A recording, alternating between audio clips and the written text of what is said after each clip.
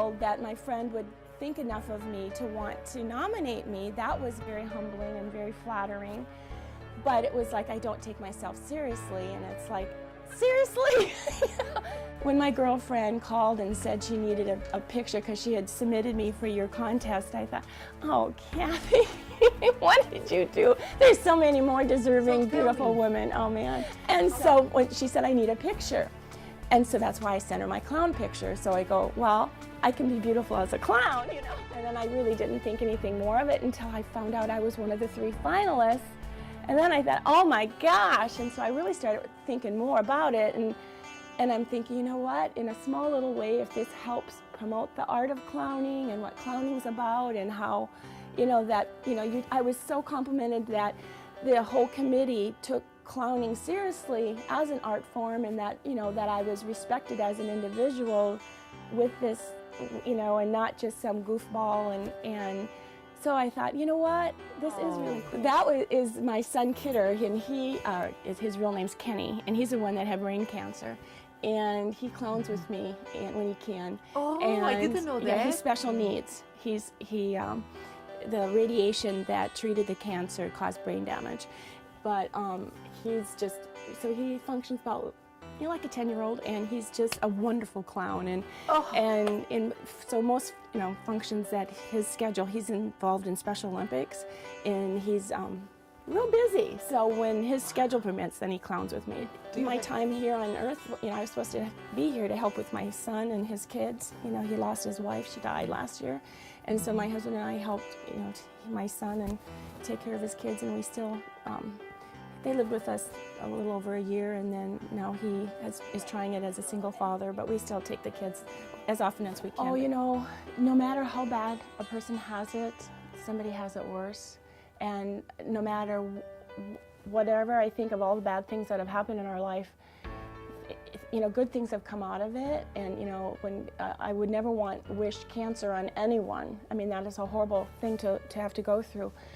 But we felt the love and the support of so many people. I mean, total strangers would send us letters and, you know, come over and just, you know, it was people who'd been there. A couple years ago, I had a brain aneurysm, and they found it, and it was, you know, I was so lucky because oftentimes, you know, you don't know you have a brain aneurysm until it's too late.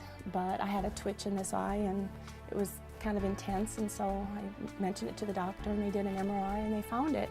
And they did open brain surgery and clipped the aneurysm, and I'm just fine. They dropped out a few brain cells, but other than that, a lot of people, you know, they just don't take clowning seriously. Like, why would you want to be a clown?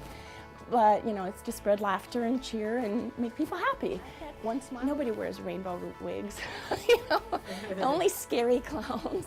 And I hate what the media has done as far as portraying clowns as evil and demented, and, you know, it's not at all. That's why we have.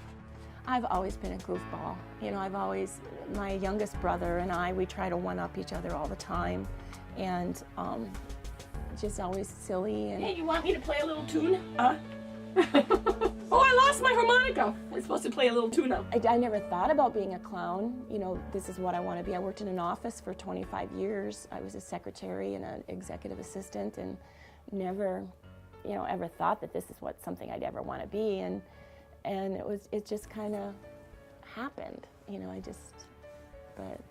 I've always loved to be the goofball that makes somebody laugh. I love to be laughed, you know. Before I was a clown, people said you like to, you know, be the center of attention kind of thing, but it was more just trying to get people to laugh, you know. That's me. Oh, do you need a Kleenex? Anybody here need a Kleenex? I just happen to have a Kleenex in my pocket if you need one.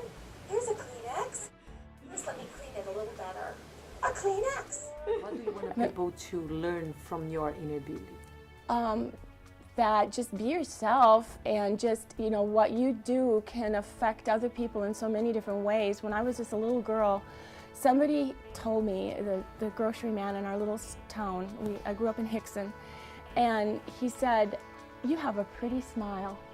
You know, I always wanted to smile after he said that. When he told me I had a pretty smile, it made me want to smile. So it's like what we say to others can have such an impact in what we do. you know, I don't know, the word beautiful to me, you know, is, like I say, it's awkward to say that, but I like inner beauty. I like that, and I hope to have that inner beauty. I want that. That's what I work for, to try to be a nice person, and you know, that to me is just being what we all should strive to be, is just nice people. You know, and to care about one another. And wouldn't this world be great if everybody just cared about one another?